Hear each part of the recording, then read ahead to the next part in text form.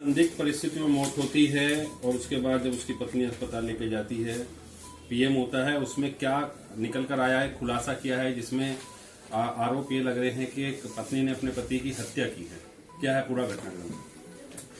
29/30 नवंबर की रात्रि को थाना कविनगर पुलिस को सर्वोदय अस्पताल से मेमो मिलता है, जिसमें बताया जाता है कि एक व्यक्ति जिनका नाम महेश है, उनकी पत्नी उनका शव लेकर आई हैं और बता रही हैं कि उन्होंने आत्महत्या कर ली है।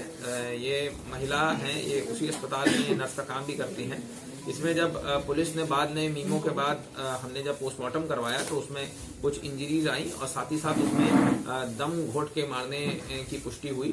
इसमें जब पूछताछ करी, इस मृतक के बच्चों से पूछताछ करी, तब उन्होंने बताया कि इसमें इनका आपस में पहले कुछ विवाद भी हुआ था और जब उस बच्चों ने जब देखा तो वो महिला इन मृतक के ऊपर बैठ के उनके मुंह में कुछ ठूस रही थी, जिसके बाद इसकी पुष्टि हुई है। इसमें साथ ही में इन महिला के जो एक लवर हैं, जिनका नाम विनय शर्मा है, उनका नाम भी सामने में आया है कि इन्होंने पहले से इस चीज को प्लान करके इस काम को, इस वारदात को अंजाम दिया है।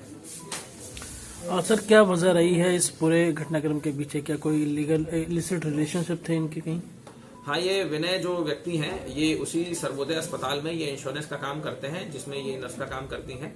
तो इनके पहले से ही अवैध संबंध थे और इन्होंने हमें कुछ रिकॉर्डिंग्स और कुछ व्हाट्सएप चैट्स मैसेजेस हाथ लगे हैं, जिसमें कि इन्होंने पहले इस चीज को प्लान कर रखा था कि इस घटना को ये अंजाम दें। सर, इस लेडी के हस्बैंड को कुछ पता था इस बारे में, इनके रिलेशनशिप के बारे में कुछ? हाँ, इसको पता था। इन्होंने कुछ ऑडियो कन्फेशंस अपने भाई को भेज रखे हैं, जिसमें कि बता रहे हैं कि उनकी पत्नी और विनय मिलकर उनको मार सकते हैं। इस मामले में बच्चों का कैसे पता चला? क्योंकि आप लोग तो ब्लाइंड मर्डर केस था, बच्चों की गवाही किस तरीके से हुई और उनके जरिए कैसे आप लोग क्रैक कर पाए इस केस को?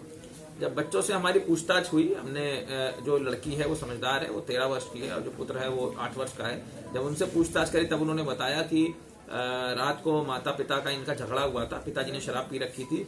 उसके बाद इन लोगों ने, माता ने पिता को एक कमरे में बंद कर दिया था और जब बीच में बच्चे उठे तब उन्होंने देखा कि माँ उनकी छाती पे बैठी हुई है और पूछे जाने पर उन्होंने बताया कि वो मुंह से गुटखा निकाल रही थी या कुछ ऐसी हरकत कर रही थी। साथ ही साथ इन्होंने जो अस्पताल में जो मीमो दिया है उसमें इन्होंने खुद ने डिक्लेयर करा था कि ये आत्महत्या से मरे हैं और जब बाद में पीएम रिपोर्ट आई और उसमें स्मॉदरिंग आया तो इससे उसका शक गहराया और हमने आगे की पूछताछ करी है। ठीक है सर, थैंक यू। ठीक है।